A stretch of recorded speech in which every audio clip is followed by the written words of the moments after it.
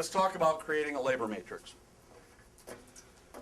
Key to a schedule is you got to project sales. Best way to project sales is real simple. You take the last 4 weeks of daily sales and you break them down by the hour.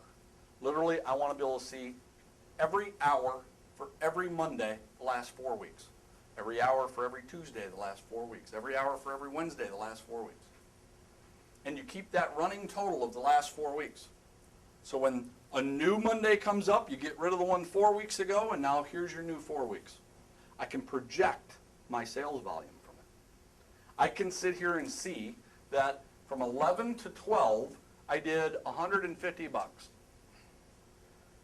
The next Monday, 11 to 12, I did 130. Next Monday, 11 to 12, I did 170. Next Monday, 11 to 12, I did 160. Chances are pretty good, and you don't have to overthink it. You don't have to sit there with a calculator and add them all up. You can round them off to zeros, but chances are pretty good, and I'm going to do about 150 bucks, give or take, between 11 and 12 on Monday. You can do that with every hour. It's amazing. The trends in the restaurant industry, if you look at it day to day, you see these huge swings. But if you look at it hour to hour, you really don't. Let's say I had one day that was in here that was 370 bucks. You just ignore it. Because something happened, and if you're running the floor, you would know what that was. Maybe something going on in town, what have you. The same would go true is, let's say if I had one day that was 30 bucks. Maybe the weather was bad. Who knows? You ignore it. A projection is a boom, just a quick give them a number, poop, give them a number, poop, give them a number. Move on. Well, so if you do that every day, every hour, I'm going to be able to project my sales volume within about 5% every day. There's always exceptions to the rule. You don't worry about the exceptions to the rule. But I'm going to project my sales volume. I'm going to be able to take and then ask myself, as the manager doing the schedule, the critical question: how many people do I need to serve the guest at my level of standard on 150 bucks in sales in that hour? It becomes very easy. I know how many bodies I need. I know the positions I put them in. I know the lineup card.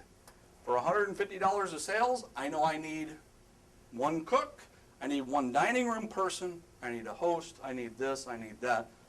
Real easy. Also, if you break it down, you will see in most restaurants, we'll use an example of a lunch restaurant.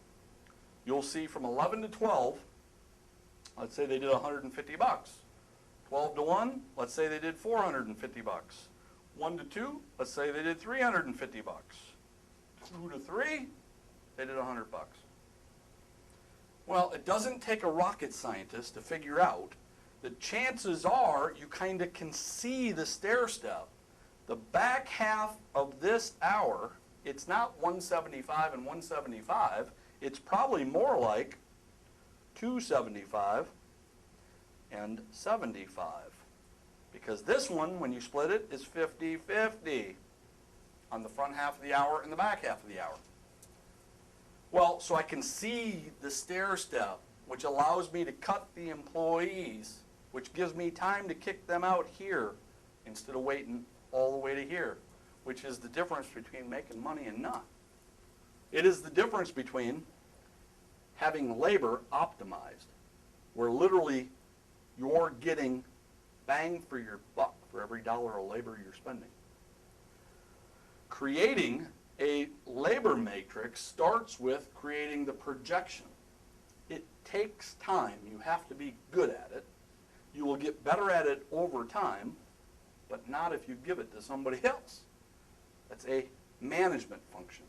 Not assistant manager, not kitchen manager, not dining room manager, unit manager. Okay, so now you have your projections. You should be able to sit here and look at the projections by the hour, by the day, by the week. I know where I'm going to be able to place my people based on their skills. Well, so I take the projection and I make a matrix. And a matrix is just this. If you look across the day,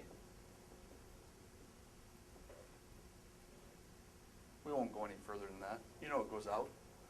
If you look at the day, let's say our business opens at 11, just for the sake of argument, opens there, which means I have 0 sales here, I have 0 sales here, and all I do is I put my projection.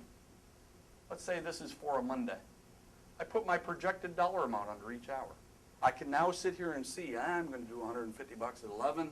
I'm going to do about 350 bucks between 12 and 1. I can see my projection. And what a labor matrix is taking a line graph and literally placing how many people I need for each of them. So if at 11, let's say I'm doing 150 bucks, and I'm saying I need a total of 4 employees to handle the 150 bucks of sales, I'm literally going to do a line. There's my 4 lines. And let's say this is 350, and I'm saying I need 9 employees to do that volume. I'm going to put 9 lines. 1, 2, 3, 4, 5, 6, 7, 8, 9. And let's say I'm going to do 250, and I'm saying I need 8 employees. I'm going to have 1 line less. And let's say I'm going to do 100, which means I need 3 employees, which means I'm going to have 1, 2, 3. Guess what?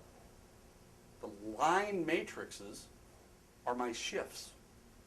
There's my shift. I need a person from 11 to 2. I need a person from 11 to 2. I have not done the stair-stepping yet. I'll do that. I know how it falls off, so I'm going to cut one person off a little less. I'm going to cut person off a little less. I'm going to leave that person. Those are my shifts. Now I can mix and match them however I want.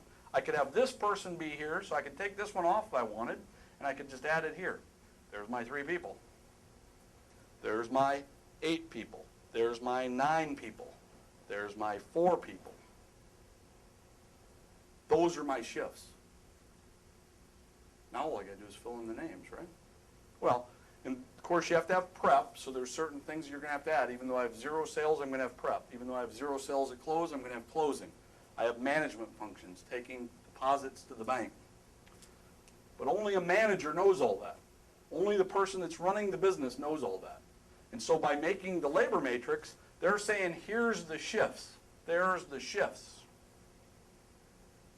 And then what you do is you go to the kitchen manager or you go to the dining room manager and let them help you place the names with the shifts.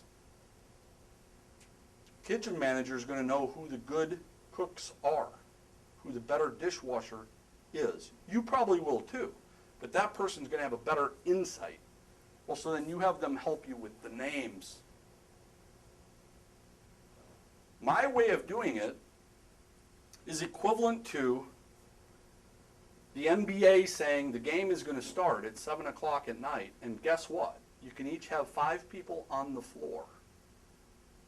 No more, no less. I don't care who they are. I'm the NBA. I don't care. You get to choose the 5 players. But the game is starting at the time I tell you.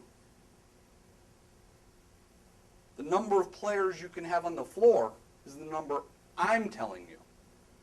Now, if you're good, you'll put your best players at the peak periods during the most important part of the game. But that's up to you. And therefore, the management people can help with that. But they cannot do the labor matrix.